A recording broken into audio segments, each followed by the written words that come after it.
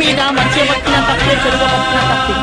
మంచిగా బతుకుతేనేమో అట్లో వారు, చెడుగా బతుకుతేనేమో వీళ్ళు బతుకుంటే వీళ్ళు ఎప్పటికి మారడాలంటే అనేటోనికి వాంటి ఒకటి గుర్తుంచుకో. నీది నువ్వు తీసుకున్న తర్వాత అవతరం గురించి మాట్లాడు. అవతరాన్ని ఏళ్ళు పెట్టి మాట్లాడుతున్నావు అంటే 4 ఏళ్ళు నువ్వు వచ్చి నీది నువ్వు తీసుకున్న తర్వాత అవతరం గురించి ఆలోచించాలి.